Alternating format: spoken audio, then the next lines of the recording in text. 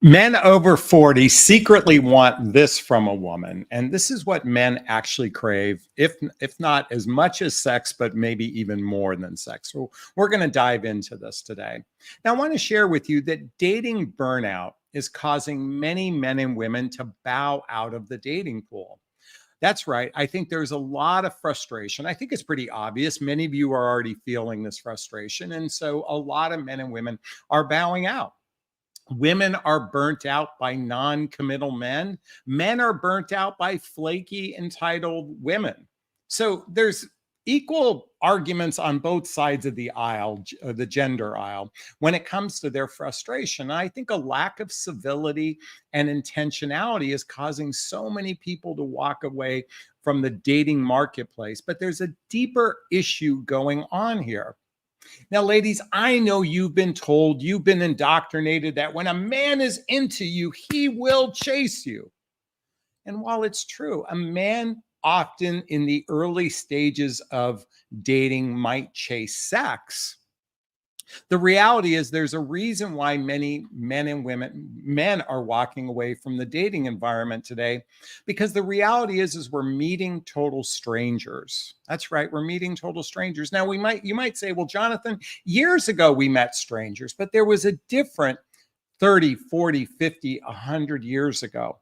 Oftentimes we dated in the pool of our own similarities. You might have actually met someone in high school. You might have met someone in college. So effectively, while they might have been a stranger, the degrees of separation between you and the other people in your life was with that person was probably not even, just 1 degree, if you will. And certainly when we grew up hundreds of years ago, we made it in the town we lived in. Most everybody knew everybody. So certainly, and up until, for 100,000 years, people made it within their tribe. So today, because of the fact that for the most part, the majority of people are meeting through an online medium, they're meeting through an online connection. And I would say, it's so rare to meet someone you actually even know, or maybe you know somebody that knows them. Now, why is this critically important? Because there's a sense of familiarity, there's a sense of trust, there's a sense of connection when we meet people where there's either 1 degree of separation or no degree of separation. And I think because of what's happening today, many men and women, as I said, are experiencing this burnout. They're experiencing this frustration. And what's happened is, coming back to that comment I made, I know, ladies, you've been so indoctrinated. When a man is into you, he is going to make tremendous effort when he's into you. Now, certainly when we're physically into a woman, we do oftentimes make a tremendous amount of effort. Sometimes that's known as love bombing. Sometimes that's projecting in the future. I have a propensity that when I feel a level of attraction towards a woman, I start doing, Alison Armstrong, who wrote the Queen's Code, calls it cut and pasting. I call it trying it on for size. I futurize, what would it be like if this person's in my life? How would they fit in with my friends? How would they fit in connecting with my family? How would they fit into my day-to-day life? I futurize. And sometimes I say that out loud. That might appear that I'm into them, okay? But most of the time, I'm not feeling that, because there's a disconnect happening in the early stages of dating. And that's why I'm going to share with you something that I hope shifts for you. I hope it makes a difference going forward, because I think women who know what I'm about to share oftentimes have better results with men. Now, ladies, I know you're frustrated in the dating pool. It seems like there's no good, attractive men for you. There's no good men who are, particularly in the over 40 crowd. Because as we get in our 40s, 50s, and 60s, and even 70s, we age. We don't look as good as we used to when we were younger. This is true for men and women alike. Some men have lost their hair. Some men have dad bods. Some women have put on weight. Some women get wrinkles. Well, I shouldn't say some. We eventually all get wrinkles, okay? I've got a bunch right here. I've got those forehead wrinkles there. So we're just not what we were in our 20s and 30s. And the sad thing is most people are dating with younger eyes. In other words, I see this women in their 50s and 60s. They're dating with eyes just like men. They aren't attracted to the men their own age. Just like you, I've heard from ladies how you witness men always dating 10, 20, even 30, or at least want to date people 10, 20, or 30 years younger. And so how are we going to change this? What's going to change the dynamic? Well, let's first recognize that this mass marketing dating approach that we're experiencing today has left so many men and women deeply wounded, deeply traumatized. And I know I'm over dramatizing it by saying deeply, but I can tell you repetitive starts and stops that don't go anywhere eventually affect our emotional well-being. Let me repeat that. Starts and stops that don't go anywhere will affect our emotional well-being. Let me explain what I mean by that. Imagine you had a first date with someone, you had a really good time, but they don't call you back. Okay, well, you dismiss that there was no chemistry there or something else. And then you go on a date with someone else. You have a really good time with them. They seem to have a really good time with you. They interact with you for a little bit and then they disappear. And this happens again, or maybe you begin to date someone 3 or 4 times. You have physical intimacy and they go, well, I'm just not ready for a significant relationship.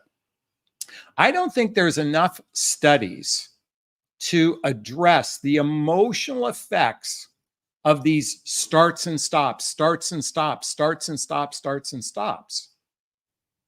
And so I know we hear the buzzwords like attachment style, fearful avoidant, dismissive avoidant, anxious, codependent, interdependent, counterdependent, narcissist, sociopath, ghosting, all these different words and terminologies. But they're just a lot of great words. And certainly there's a lot of value in understanding the dynamics. But the reality is this mass marketing approach of connecting people causes so many people to be gun shy. That's right, gun shy. And that leads into what men secretly want from a woman. So let's first eliminate that guy who's just in it for the sex, okay? We call that in my category of 3 types of people dating. You can see this is not a fact. It's merely an opinion. I call those men users. They seek short-term game. They're the love bombers, the players. The women are the gold diggers, the entitled women, only care about themselves. And while over here, I say 20% of the category are grower builders. They seek long-term commitment, emotionally grown up, good relationship skills. They have their act together. The vast majority of humans are known as spenders. They seek companionship, connection, and sex, but they have no direction. They're uncertain. They're fearful. They usually have a dysfunctional life. They just want to spend time with you. Why is it important to understand this? Because many people are frustrated with being in this experience of a spender. Now, spenders are usually those men and women that find themselves in casual relationships, and they've adopted a traditional approach that men are the leaders of the relationship and all you got to do is sit back in your feminine energy and let the guy lead. You see, I've observed from so many men this one thing that they so on some levels desperately seek from women, and it seems as though it's rare these days, and that is they want clarity and effort from women. Clarity and effort. Let me explain what I'm talking about. I've heard this from so many clients that have talked to me about the men they've dated. So while I'm sharing what my private clientele shares with me, it's such a global thing. But I've observed a significant percentage of men don't want to be the drivers of the bus. Now, let me explain what I mean. They don't want to be the only drivers of the bus. In other words, the drivers of the bus that they plan dates, pay for dates, make all the phone calls, make all the initiation. Men are not only are they tired of it, but they're gun shy because they've experienced so many flaky, entitled women who are just as bad as men when it comes to commitment, just as bad as men when it comes to communication, where their actions don't match their words. So, what I've observed from so many men is this desire to have clarity if you actually like them. If you like them, it's important to use these words. I like you. I would like to get to know you. And in addition, make effort. So it's absolutely okay. I know you've been so indoctrinated in the traditional approach that the men are the leaders and your job is just to sit back and submit to men. But men actually, at least the grower builders, the users, they're in it for the short term. Okay. The spenders, they're so chaotic that you are going to end up getting hurt with those men because they have no direction in what they want relationship. I'm talking about these emotionally grown up men who are what I call the grower builders. They seek women who make mutual effort. They seek women who actually express their feelings. Now, you have to understand part of the reason why men want this is because men believe women have far more options than them. That's right. Men believe women have more options. Now, there's some validity to this because usually it's been indoctrinated that men do the initiating of asking women out on dates. So women are the ones who are the receivers in this capacity. And what's fascinating in the online dating world, I don't know if you know this, but I think it was Tinder that did a study. Could have been one of the other apps, I don't know. But they said something like men swipe right, which means interest, 60% of the time, and women only swipe right something like 4.6% of the time. So what that means is they're getting lots of, you ladies are getting lots of men interested in you. I've spoken to women who have told me, and I quote, they have hundreds of likes in their or swipes in their dating profile. In other words, they've been initiated, emails, all that sort of thing. So men believe women have far more options. So because of that, and I don't mean this from an insecure place, men feel insecure that you have so many options. But the fact is when you have a lot of options, you can oftentimes act disinterested. That's right, disinterested. And when you're acting disinterested, unbeknownst to yourself, it's actually causing a man to recoil and pull away for some men. It's fascinating to me. Okay, let me tell you a quick story. I had this one woman I worked with years ago, and she said, Jonathan, I can't get a second date to save my life. I can't get a second date to save my life. And I'm like, really? And she goes, I've gone on 30 dates in the last 2 years. Not one of them asked me out on a second date. So I said, okay, let's try an experiment. She had a date with a man. And she had a date with a man. Date ended. He said, I had a nice time, blah, blah, blah. And a couple days would go by and she doesn't hear from him. So I told him to email her. I told her to email him and say the following. Hey, I had a really great time getting to know you. And I happen to be near your office tomorrow. Would you be interested in grabbing a drink after work? And do you know what he wrote back? He said, wow, I didn't think you liked me. Of course I'd have a drink with you.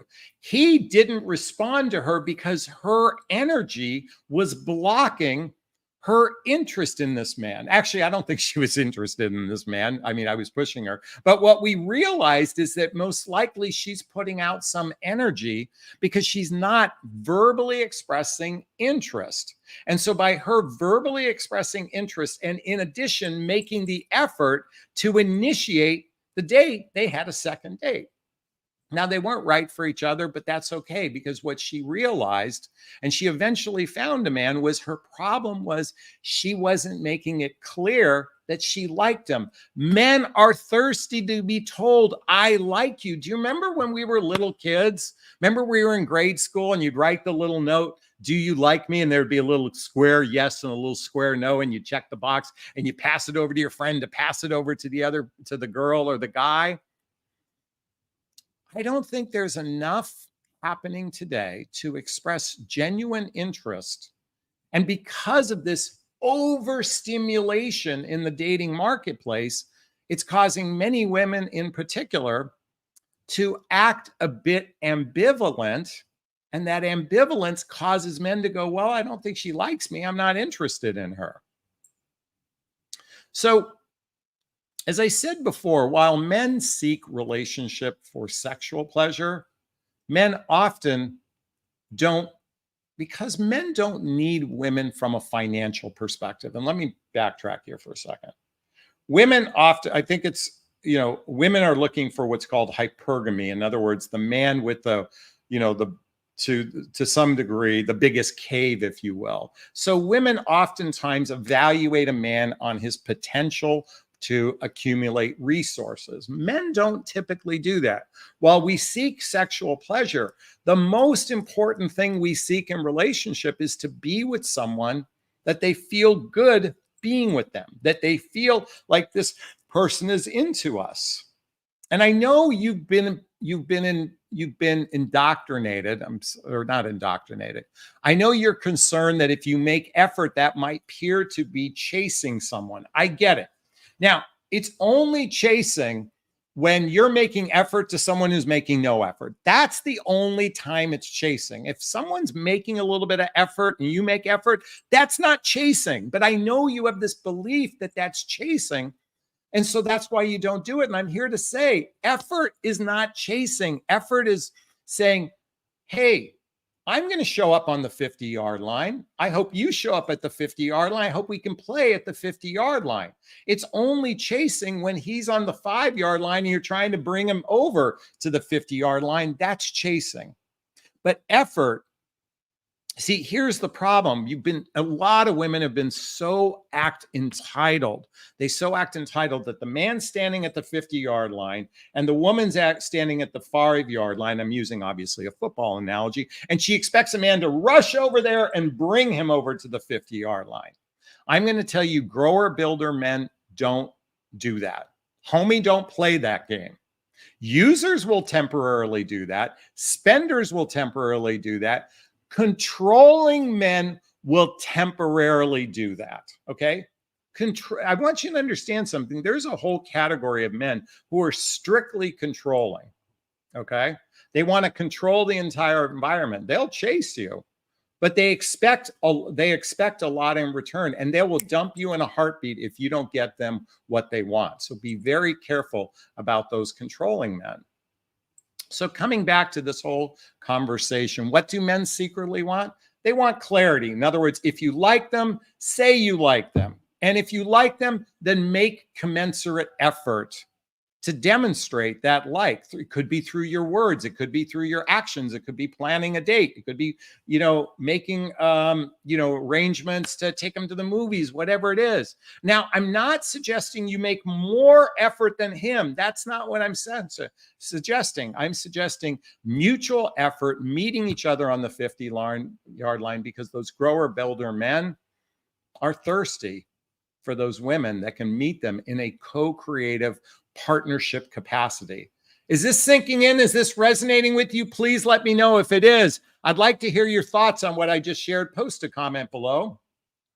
As always, if you find value in my videos, please hit that like button. Please share this video. Please subscribe to my channel and hit that notification bell so you can be notified of new videos as well. And if you want to connect with me directly, hey, there's links below to schedule a discovery call with me to see if working with a coach is right for you. There's a link to join my group called Midlife Love Mastery. There's a link to find me on Instagram, to get my dating vows, to get all the books I recommend. Oh, yeah, and I forgot to recommend my book, What the Heck is Self-Love Anyway? A Journey of Personal Development, Self-Help, and Spiritual Work. There's a link below to get the books. All right. Those who know my live format know it's time for Q&A. If you have a question, write the word question in the chat box and then post the question thereafter. Or you can purchase a super sticker, super chat. There's a little $ in the chat box. All of the monies from the super sticker, super chat goes to a scholarship fund in the name of my son, Connor Asley. That's a picture of him right there. He's my son who passed away over 6 years ago. In his honor, we donate to causes like the Hoffman Process, Insight Institute, and we give scholarships to coaching as well. And our goal tonight is $50. So let's see what kind of love we have in the group. And again, If you have a question, post a question. Debbie says it's sinking in like the Titanic. I get it. Sherry wants to remind us all, right, Jonathan, about controlling men. You know what? We oftentimes associate narcissistic men with controlling men, but not every controlling person is a narcissist. Some people are very militant in the way they were raised. So they have to feel in control. Otherwise, they don't feel safe. So it's very common that while it might seem like the man is the alpha male, he's doing all the heavy lifting in the beginning, it might be because he has to be in such control of his circumstances, environment. You might find later that it's mostly his way or the highway. And let me tell you something, a non-collaborative relationship oftentimes is miserable to be on the submissive end of a controlling person. Okay, so just be aware of that. T says, yes, very well said. I completely understand this. It's a healthy interaction. Exactly. Christy says, thank you, Jonathan. Diane says, I agree with Sherry regarding men wanting a woman/widow that has a career, money, house, no debt. They aren't looking for someone who has money issues. Now, that is absolutely true. I want to go back to what I characterized before. Men typically aren't seeking women from the perspective of financial resources. That tends to be more of the female gender. I'm talking cave people, from that perspective. But the vast majority of divorced people, yeah, you know what? Financial resources is rather important. So, but I don't think men are cognitively doing it right from the very first date. They might think about it after the fact, but not on a very first date, where a woman oftentimes is sizing a man up from a financial perspective. Maybe that's changed. I don't think enough studies have been really addressed how that psychology might come into play, but certainly from a traditional perspective, that's been the case. Okay.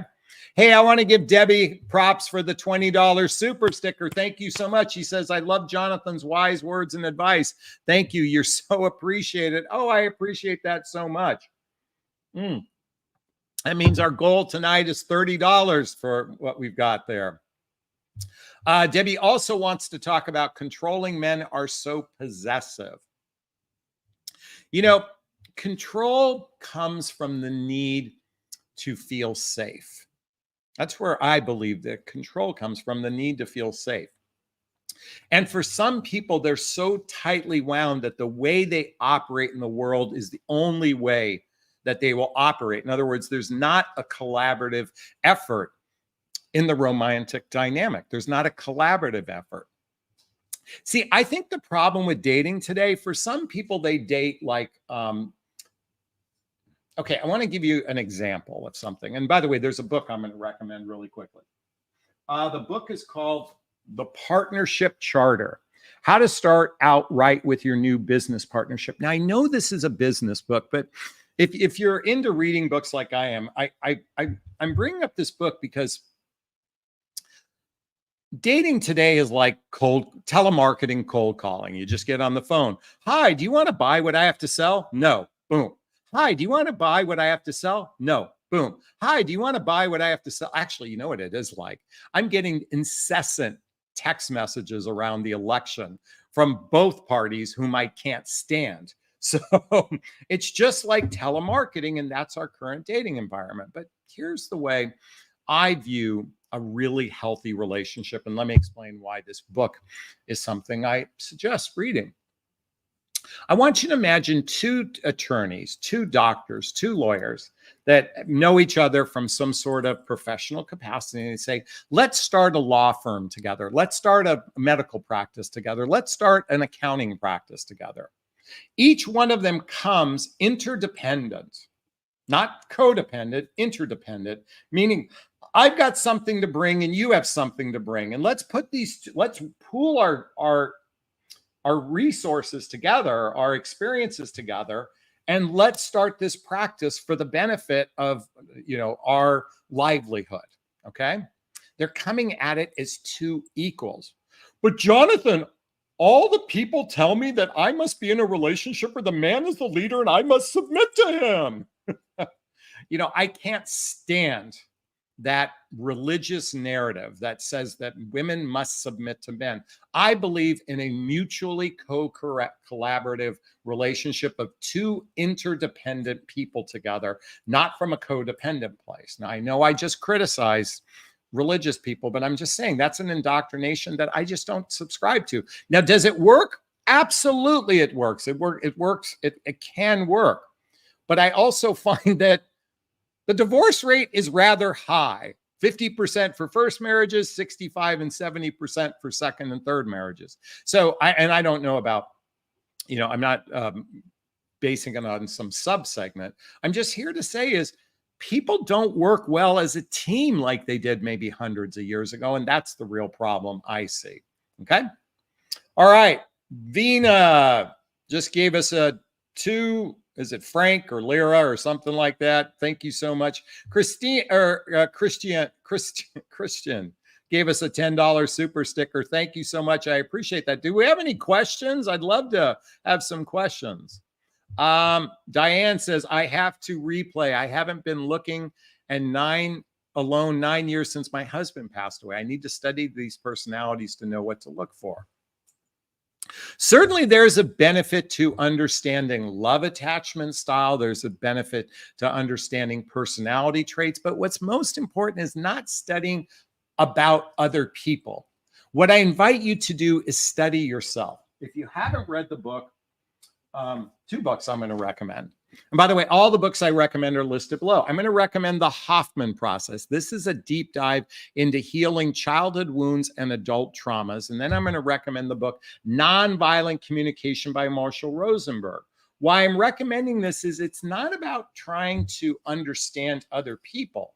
I'm inviting you to understand yourself, because when you step into your sovereignty, when you step into your self-worth, when you step into your power, you become a magnetic attractor for what you want, but you also become a magnetic detractor from what you want. And since we are swimming in a sea of dysfunctionality, you're going to scare off a lot of the wrong men. But that's okay. You want to scare the wrong men away. But you also want to step into your power so you can become a magnetic attractor for the right man in your life. Okay? All right. So I appreciate that. Veem says it's euros. Thank you so much. I appreciate that. I'm not as sophisticated as I probably should be. Diane says financial responsibility and financially stable must be able to maintain themselves financially. No one wants to be a purse. That is very true. This is okay. So for those of us in midlife, here's the thing. I look at some of my contemporaries that are in their 20s, 30s, or even 40s, or even 50s who have gotten married, and they're not in the category we're in. By the way, if you're over 45 and single, there's a good chance you're divorced. Roughly about 75% of people in the dating marketplace are divorced. Why is this so critically important to understand? Because with divorce comes usually there's children involved. There's alimony, child support, visitation right, family court. Certainly for those of us older, there's ED, there's menopause, there's parents in assisted living facilities, just to name a few. And there's also 2 families that oftentimes have, if the 2 people enter into a relationship, they have to figure out how to blend these families, unlike my contemporaries who got married in their 20s and 30s, who were blank sheets of paper and they started a life with someone anew. For those of us in midlife, we have a lot more moving parts. And sadly, what we also have to contend with is our physical bodies begin to deteriorate. Many of us are on some sort of medication. Many of us go see a doctor more frequently we did when we were in our 20s, 30s, or even 40s. Some of us have blood pressure issues. Some people have, diabetes can be at any age. But we're dealing with a lot more physical and certainly on an emotional level and even on a financial level, because our utility, this is the challenge for those of us in midlife, our utility begins to decline rapidly, our capacity to earn resources, because our utility declines after age 60. You know, and a lot of people have not put enough money away to actually retire. So we have to recognize that these are part of the moving parts, that we can't apply some traditional old-fashioned narrative that's best for 20 and 30-year-olds into a demographic that we're dealing with. And there's a lot more moving parts, and that's where my channel comes in. So that's why this video is called Men Over 40, because roughly at age 45, 75% of people are divorced in the dating marketplace. Okay. The Truth Warrior says, good evening, Jonathan Aslay. I saw your video this morning with my call in your live. I wanted to express empathy over your losing your son. I don't have issues with dating, just online. Thank you so much, folks. I can't begin to tell you how much I appreciate the kindness, the love you care regarding speaking my son. And again, since we have a scholarship fund in his name where we donate, I would appreciate if you hit that little $ and donate to the Connor Aslay Scholarship. It's a scholarship in his name. When I donate money, I donate it in his name, okay? By the way, if anyone wants to join the hot seat, in other words, you want to join me live right now and ask me a question, I'm just going to post that link right here. You can click it on your phone and we can have an interaction here. So the link is posted there. You can join me on the hot seat. True Lifestyle says, question: is it normal for a guy not to text for a few days? I'm initiating mostly. I told him I'm trying to play it cool and asked if I did something wrong. He said no, but sensing he's pulling away. So okay, so I guess this depends on a couple things. Have you gone on a date with him? If this is a person you've never met, you've never met this person, then his interest is oftentimes based on a projection, and that interest can be all over the map. So it can be consistent, inconsistent. It's literally like the temperature of, I'm trying to think of something that fluctuates a lot. Well, like temperature, if you're, some day I live at the beach, some days it's hot, some days it's overcast, some days it's cool. Okay. So that's one. If you've gone on a date and he's expressed interest to see you, and again, usually somebody who's into you makes regular momentum moving forward. So if he's not moving forward after a first or second date, he's inconsistent, then it's quite possible there's a couple factors involved. His professional life. In other words, he's not into you enough to put you in some sort of priority. But Jonathan, men are supposed to chase women. Well, you've made effort, okay? If he's not meeting you you've gone on 8 to 9 dates. Okay. By the way, I'm just posting what she said. We've gone on 8 or 9 dates. Have you guys slept together? True Lifestyle, have you guys slept together? If you slept together and you've sensed he's pulling back, then you have to recognize that sometimes we men don't realize this. The drive for physical intimacy is so strong. And as soon as we satisfy that itch, if you will, it actually brings us back to some baseline. And that's where, if you didn't build enough solid friendship in that period before, if you didn't build enough friendship and trust before physical intimacy, then what you're left with after the physical intimacy is like, yeah, I like her and it was nice to do her, but I'm just not that into her. That's possibly what's going on. Now, again, you said you initiated and you told him you want to play it cool and asked if you did something wrong. Well, first off, being your true authentic self is never wrong. Okay. It's absolutely okay. If making effort pushes a guy away, what does that say? Think about this. Now, if you were incessantly texting him 47 times a day, yeah, I would think you're psycho. Okay. But if you initiated a text, there's nothing wrong with that. Men who are emotionally grown up appreciate the effort. So it just could be, and again, I don't know if you had physical intimacy with him, but if you did, it's quite possible that he's reached his baseline, and it's quite possible the two of you did not build enough trust before you got to physical intimacy. Okay? And thank you for sharing what you did. Hey, KH gave us a $3 super sticker. Thank you for the love. I appreciate it. That means our goal for the rest of the evening is $15 because we've already got $35 so far. Debbie has just give us a chuckle. By the way, do we have anyone who wants to ask a question? Come on, I need some love here. I need something to work with. If I don't have any to work with, it's going to make it tough to keep this going for another 20 minutes. You know, I recognize how difficult it is in the dating marketplace today for both men and women alike. It's very complicated. And, you know, it's funny. A woman who was I talking to? She said, well, men are so simple. I go, fucking men aren't simple. Men are complicated. Men are complicated. Now, they're complicated because most men aren't really attuned to their emotions. And they operate oftentimes by bad programming, in my opinion. Okay. And so they can be rather confusing. And I recognize that you've experienced that. The real challenge is for 100,000 years, men and women used to operate, for the most part, in a partnership format. I talked about partnership earlier. In a partnership format. Now, you basically, what's the saying? You can get wife benefits at girlfriend prices. In other words, now you can get the benefits of companionship, connection, and sex without really making a commitment to another human being. That's really what I see as being one of the fundamental issues, is that, or there's no intentionality in the getting to know you process. Many of you know my dating vows. Here, I'm going to show it to you right here. There's a link below to get my dating vows, but I'm going to read it to you. Have you ever heard the saying, women are the gatekeepers of sex and men are the gatekeepers of commitment?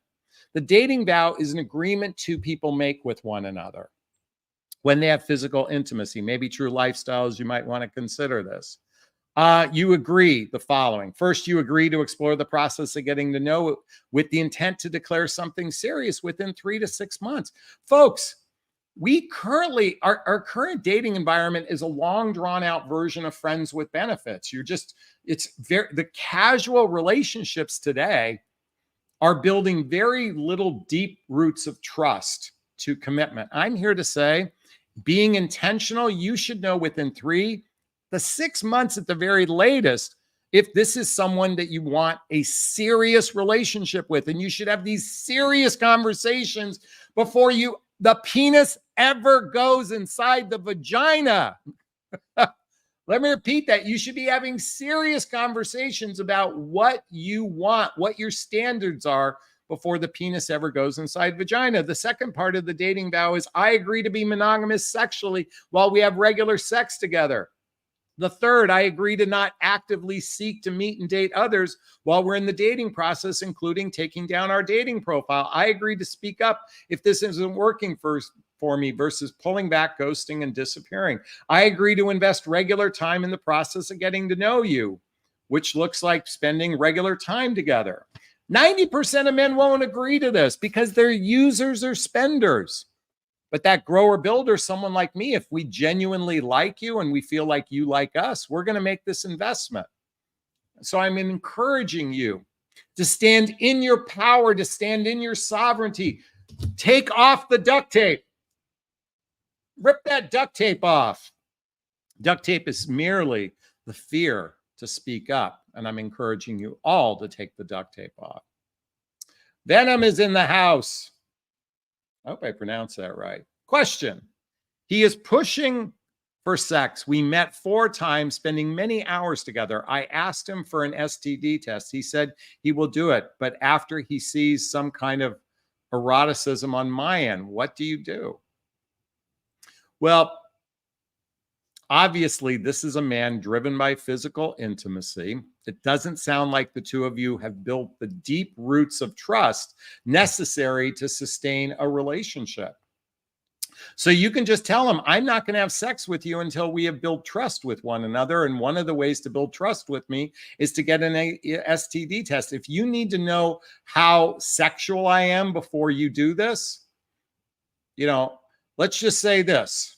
I have no complaints from my other suitors. That's all you're going to get from me. But you know what? My suspicion is, Venom, the truth, the two of you have not built a solid friendship with one another. You haven't built the solid roots of genuine emotional connection with one another. This man is only in it for the short run. And so do you even care to invest any more time with him? But Jonathan, he looks so good on paper, and Jonathan, he's so this, and Jonathan, he's that, and he's the only man who's interested in me right now, so I better work with what I got. Maybe I have to subject myself to what he wants to do because there's so many slim pickings out there. That narrative, which I hear frequently, is a scarcity mentality. I'm inviting you all to step into your power. I'm inviting you to all step into your sovereignty and recognize that it is raining great men. It is raining great men. It is raining great men. They do exist. You just have to set the intention for it. Diane is in the house. Meet 2 days ago on Bumble. He's coming Saturday from Nashville to Knoxville to meet me. I told him no sex. I have been very bold. He brought up sex. I set expectation. What do I need to ask? Well, again, in my private coaching, one of the things we do is something called radical honesty, pre-qualifying your prospect. This is what some of the things you do before you ever meet someone. You ask them, what type of relationship are you looking for? What does commitment look like for you? What does a relationship look like day in, day out for you? Given that you have distance from one another, and hey, Google, how far is Nashville to Knoxville? It's 180 miles. So 180 miles. So that's 202 hours and 40 minutes. I bet anything he's going to try to get laid. He will try to find a way to stay. Oh, is he staying at your house? I'd be curious to know if he's staying at your house. I bet he's, I just only because I've witnessed this too many times. My guess is he's going to, by the way, 2 hour and 40 minute drive. I mean, I don't want to schlep that far unless I think I'm going to get laid. Folks, I'm not a stellar example of virtue here. I'm just a guy like most any other guy. I can be in the gutter like any guy. I highly doubt I would invest that. I would probably want someone to meet me halfway, given that distance. That's just the way I operate. Because then by doing that, meeting halfway, it takes away that element of being tempted to have them stay the night and potential physical intimacy. Those are just some of my thoughts. So, oh, you told him guest room. Okay, you see? Okay, but Jonathan, we've been talking to each other for 14 years on the telephone and blah, blah, blah, blah, blah, blah, blah. I feel safe with him. Trust me, he's hoping a couple cocktails and he'll get in your pants and probably, I mean, unless that date is so fucking phenomenal and stellar, most men don't want to drive 2 hours and 40 minutes. It's just the truth. Most men don't even want to drive 1 hour, but 1 hour is bearable. Now, here in Los Angeles, 1 hour is just a 30-mile drive. But I'm just speculating here, Diane. I highly doubt, I bet you anything he tries to be physically intimate with you. And you've told him no, so I wanted to see what happened. All right, Diane says, please watch Jonathan and Evan Marquette's long distance relationship podcast. Evan Marquette is a dear friend of mine. We actually just had a Zoom call the other day. We were talking about some of the challenges that we face with our clientele and what they're experiencing in the dating marketplace today. Evan is a very intelligent man. He has a program called Love You, which is really, I think it's an extensive program that offers a lot of value. So we see it from two different lenses because he's gotten married in his 30s and had kids. I'm that divorced guy that got divorced in his 40s and have had, alimony, child support, visitation rights, family court, and all that other good stuff. So we come at it at slightly different vantage points, and my demographic is midlife, and his demographic tends to be a little bit younger. All right, what else do we have here? Bum, bum, bum, bum, bum. Well, you know what? All right. So I've got something to share with you all. I have a date tonight. And so let me give you some of the backstory since we don't have any questions in the hopper today. I guess a bashful group. I'll tell you all about a date I have. So we met on a dating site called Millionaire Match. Now, some people might think, well, you know, that's probably a gold digger site or that sort of thing. But I find what I find interesting about the site is that the cost of it is $70 a month. So it's rather expensive. So in my mind, if someone's willing to invest that much, I think they have some discounted prices at times, but if they're willing to invest that much, they're a little bit more serious, and there's oftentimes less scam artists on that site. Now, I'll be candid with you. She wrote me first. She said something to the effect that you have a very intriguing profile. Your bio and profile is very intriguing. She said that you're a little bit all over the map, LOL. She said you're very handsome, and she was curious why someone hasn't swiped me up yet. So the Leo in me loved that, okay? The Leo loved the compliment. The Leo and me love that she even said, I'm surprised you're not swiped up. But I took offense to the comment, you're all over the map. So I wrote her back and said, thank you so much for the compliment. You have a very beautiful, you're a very attractive woman. You have a very impressive profile. I said, but I take a little offense to you saying I'm all over the map. Now, I happen to have a very detailed and expressive dating profile. I mean, now some people say, Jonathan, you're giving away, there's no mystery in your profile. And I'm like, you got to be fucking kidding me, folks. If my life can be summed up in 3 minutes, then I'm pathetic. If my life can be summed up in minutes, it takes years to actually get to know another human being. So the fact that I could write and articulate in such a way to express what I'm seeking, and if that's too much for someone, my mind is if it's too, no, she didn't say that, by the way. But if it's too much for someone, then in my mind, you're just not up to my water level, okay? But when she said all over the map, and I commented on that, she just said, no, I actually found your profile very refreshing. And the fact that you shared so much is what I meant by that. So we had this. So I wrote her back something. I said, look, this is what I'm looking for a relationship. I wrote blah, blah, blah, blah, blah, blah, blah, blah, blah, blah. And then I wrote, I hope I didn't scare you off. And she wrote me back. She goes, no, you did not scare me off. And she goes, well, this is who I am, blah, blah, blah, blah, blah, blah, blah, blah, blah, blah. I hope I haven't scared you off. So then I wrote her back and said, well, if we're both scared, we're never going to meet, or maybe we should wait till it's Halloween when we're supposed to scare one another. So this became a little banter between the two of us. And then we eventually, so I went to have breakfast with a friend of mine. This was yesterday. Our first communication was on Tuesday. And we then, Wednesday we talked on the phone. I'll get to that in a second. So I showed a picture of her to a friend of mine because I think she's very attractive. And my friend says, is her name so-and-so? And I said, yeah. And I go, oh my God, that's right. You guys went to the same high school. She had told me what high school she went to. And my friend Greg went to the same high school. Okay. So we end up getting on the phone, we end up talking, and we planned a date for tonight.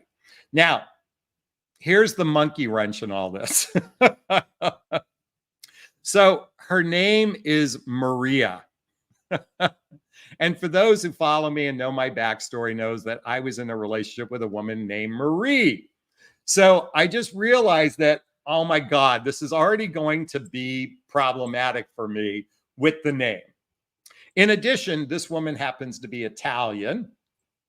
And Maria is a very common name, Italian name. She's dark hair, dark eyes, dark skin, very much like my Marie, who is from Colombia, dark hair, dark eyes, dark skin, or olive, skin. And I'm like, oh shit. So there's already these little triggers that are happening for me with respects to Marie. And I'm trying to operate from beginner's mind. I'm trying to operate from not, having the residue of my last relationship bleed into this. But I can't deny the fact that there's an element there that I find both frustrating and ironic at the same time. The funny thing is, I asked her, who do you think, who she has a very distinctive look to me. And I said, you know, who have you been told you look like? And she said, Marie Osmond. And I thought, oh my God, that's funny, because on my vision board, I had a picture of Marie Osmond. I dated a Marie, and this woman is told that she's looked like Marie Osmond. So isn't that kind of, for like, I don't know if it's fortuitous, but it's certainly either synchronous or weird. So anyway, we are meeting for a drink and some appetizers. I have no idea where it's going to go. We end up having a very long conversation last night. We kind of hit it off. Look, dating at midlife is challenging. And I think and by the way, let me be clear. My relationship with Marie ended 1 year ago, and I've only gone on one date in this 1 year. I've been very selective as to whom I want to connect with. And so this person, she reached out. She started with a compliment. She made effort. She basically said, I like you, kind of coming back to this conversation of what men secretly want from a woman. She said, I liked you. She made effort. And so that right there feels rare. I'm going to tell you something, ladies. I'm especially living in Los Angeles, and maybe there's an entitlement attitude from those people that live in Los Angeles or Orange County or whatnot. But I'm just telling you that it just feels nice to have someone make effort. Now I'm making effort. I said, look, it's, you know, my treat. I'm taking you out. I was very clear about that. Because I think it's important to have that clarity before meeting, because I picked the place. I'm not saying we're on a date. I'm saying we're meeting for the first time. That's all this is, even though we call it in the context of a date. Wait a minute. Diane says, you will get past those things after first meeting. She will be entirely different from Marie. You know what, though? This is the tricky part. First off, women can oftentimes be similar just on some level. Men think women are crazy. So I'm just kidding about that. Certainly, she is going to be most likely different, but I've already noticed some similarities. And my only point in bringing it up is I'm doing my best to treat her as from that beginner's mind. But it's still hard, because I'd be lying if I didn't say there's residue. Because when you deeply care for someone, it's like, look, you all know I lost a child. That residue never goes away. When you deeply love someone, that residue doesn't go away. It doesn't mean that it's there and it's charged and it's slime and all that stuff, but that residue is there. And so I'm just aware of that, and I'm just sharing with you all. I have no idea if if this will be a one date wonder and that's it, or might turn into something. That's why I'm going with a big, gigantic smile. I've already told her about, she already's watched some of my YouTube videos. I told her about that I would talk about her. I said I'd mention it in this video. So here's my little surprise for y'all. I see a few of you saying, wish me luck. Have fun tonight. I appreciate that. Good luck, Jonathan. Have fun tonight. Let your Leo shine. I appreciate that. All right. Well, I'm going to get ready because we're going to meet in like 20 minutes. So let me get cleaned up and get it going here. Folks, I hope you found value. Men over 40 secretly want this from a woman. They secretly want women who make clear on how they feel about you, and they appreciate the effort. You're clear about how you feel about them, and they appreciate the effort. We want that just as much as we want physical intimacy. Is this sinking in? Is this resonating with you? Please let me know if it is. Post a comment below. I'd like to hear your thoughts. As always, if you find value in my videos, please hit that like button. Please share this video. Please subscribe to my channel. Hit that notification bell so you can be notified of new videos. And if you'd like to connect with me directly, there's links below to schedule a discovery call with me to see if working with a coach is right for you. There's a link to join my group called Midlife Love Mastery, where you can have direct access to me on a regular basis. There's links to get my dating vows, the books I recommend, all listed below. All right, I'm going to wrap up this video as I always do. First off, give myself a big, gigantic Jonathan Barrick of self-love. I'm going to reach into the camera and give you a hug of love if that's okay. I'm going to ask you to turn to someone, a pet, a teddy bear, a pillow, and give it or them a hug of love, because hugs are a great source of love. And let's face it, we could all use more love in our lives. I want to thank Lori and Care and Diane and Stay Well and Debbie for that $20 donation earlier. Diane King, Amanda, Maureen, the Truth Warrior, Stacy, KH, Sherry, Everybody, big hugs. Thanks so much. I'll keep you posted. Be well. Thanks. Bye now. Bye.